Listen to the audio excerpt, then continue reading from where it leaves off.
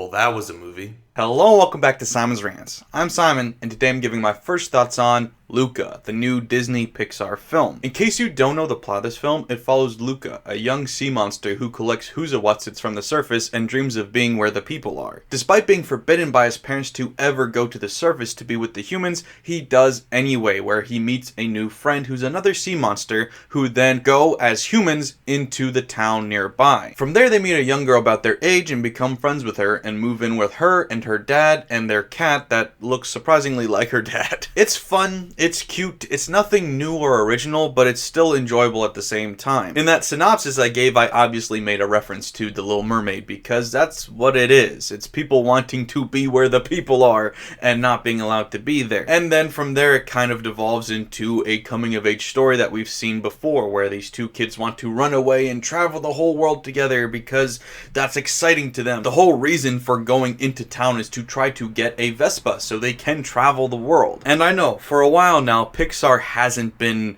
as good as their name, their reputation is. When you think Pixar, you think the original Pixar, you think the first decade and a half of Pixar where everything they made was astounding. And when it wasn't, with the occasional exception like Cars, which was just okay, it was good even, but it wasn't great, like Toy Story or The Incredibles or Monsters Inc., stuff like that. Most of it was all amazing like that, and then their misses, if you can call them that, were just pretty good. Now it's become flipped on its head where the majority of Pixar is just pretty good, and then occasionally they'll have something like Inside Out that goes a bit beyond that, or maybe even Incredibles 2 if you want to call that great, but most people I think just consider that good. This falls into that same category of it just being good, and I think a lot of people are going to give it a higher rating than they would if it was any other studio doing it, just because it's Pixar. Because when you look at the animated people, you can see the pores in their skin, and the water looks incredible.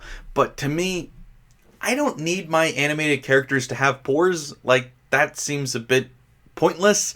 And the water, yeah, sure, it looks cool, but good animation doesn't dictate whether or not I like a movie. Animation is important to an extent. It's just like having good visual effects in a live action movie. They don't make a movie, they can ruin a movie, but they don't by themselves make the movie good. This movie isn't bad though. I don't want to say that. I'm just saying, with Pixar, there is a standard that we're used to having, and it hasn't been met for a while. Honestly, anything that was made by Pixar that wasn't directed by John Lasseter or Brad Bird or Pete Docter, all of the other ones are hit or miss. Once again, by Pixar standards. It's just the honest truth though, when you look at the recent Pixar films, you've got, let's look at them. Alright, so in 2010, Toy Story 3 came out, which is when I said the end of the era started. Toy Story 3 was very good. I still like, personally, Toy Story 2 better, but Toy Story 3 is still a classic. Since then, we've had Cars 2, which, like I said, I haven't seen, but its reputation precedes it. It's not that good.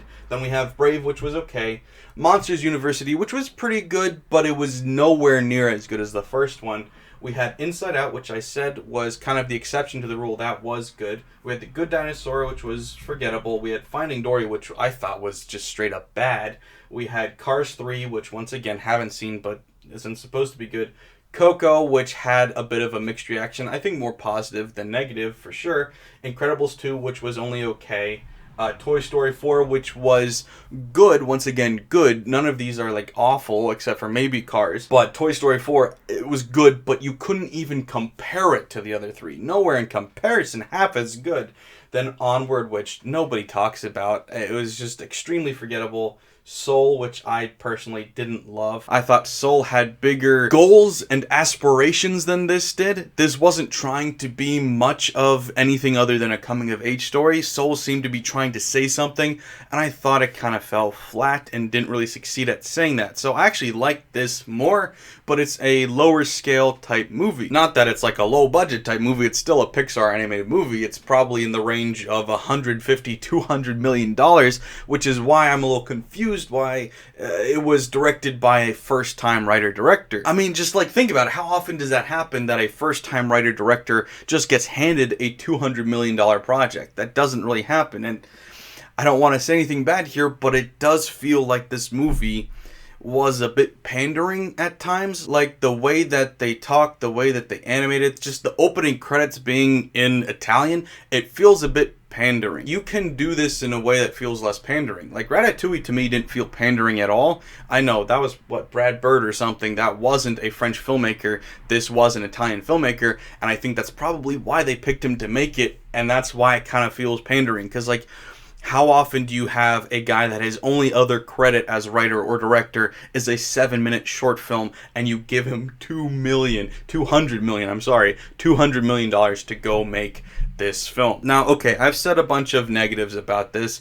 I've said some things that I kind of was frustrated with it, but like I said, it is Pixar, and Pixar has yet to make a bad movie as far as I know. And this movie was good for a lot of reasons. I really did enjoy the character chemistry. I thought some of the character designs were really cool. Like I said, that cat, the dad and the cat combo are the best thing about this movie. The cat adds probably the best laughs of this movie. The movie's not altogether that funny. It's not really trying that hard to be funny.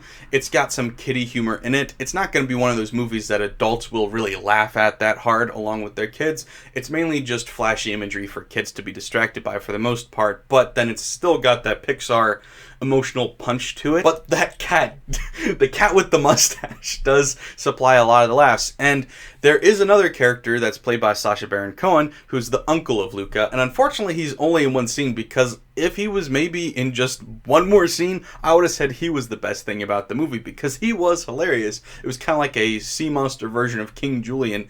I liked it a lot. I also think the dad was the best character, not because he was the funniest, because he wasn't. I think the cat was more the reason that relationship was funny, because he had the little mustache that looked like the dad. I just love the personality of the dad. Like, he's this big, tough, gruff guy, but he uses it for good. Like, he accepts the sea monsters, and he's a big part of why everybody else does too. But he also has this great moment here, where you've got this very typical falling out between the main characters in the third act. The best friend leaves and goes home, leaving Luca with the girl and her dad and the cat that looks like the dad. And the dad goes, where is he? Where'd he go? Because he had grown particularly attached to that kid. And they say, oh, he left. And so the dad grabs his hat, and he goes to go look for him, and they say, I don't think he wants to be found. I don't think he wants anybody to be looking for him. And the dad goes, maybe, but just in case. And I loved that moment. I loved that line. That was probably my favorite part of the whole movie. That was really good. And that's why I say this movie does work despite its flaws. This movie had heart. Genuine heart. So even though it's going over a bit of a retread when it comes to story, when it comes to message, when it comes to all those things, it works because of how genuine it is and how heartfelt and how sincere it is. Like, you've got these characters that really feel like they mean what they say. And so that's why I give props to the writer-director. I know I was complaining that he was a first-time writer-director getting $200 million or whatever he got, but he at least knew one thing, and that was how to get across this sincere feel, this genuineness. And so I gotta give him props for that, because that really did save the movie for me. Like I said, it's not perfect, but I did enjoy it. I finished this movie and I was happy. There was parts around the middle where it lagged a bit and I got a little bit bored, but overall, I enjoyed this movie a lot. Now, I do think some people will be bugged by the fact that it is, yeah, The Little Mermaid. Like, I kept expecting for like the first 15 minutes for Luca to just burst out into, I wanna be where the people are. Like, they even have like this tower where they collect human artifacts and put them, and they come up with false names for them and fake uses for them and stuff, and it's like, it's so reminiscent. Like, it's the same thing. And it's not even just The Little Mermaid. Like, I felt like this movie copied from a few other things. Like, they obviously don't know much about this world, so they look up into the sky and they see stars and they say, what are those? And they go, they're anchovies. That's where they go to sleep. And it's like, it just felt like they're fireflies stuck up in that bluish black thing. Like, it just felt like it was kind of copying some other things that were better. So yeah, this movie, it's really predictable, it's really cheesy, and like I said, it kind of feels like it's pandering at times. But what it was it was sweet, it was cute, and it felt heartfelt. Like, it felt genuine and it felt honest. I think the best way to approach this movie is to have your expectations set right. And I think a lot of people have one of two ways of looking at Pixar. Pixar can do no wrong, and they'll just blindly praise everything Pixar does.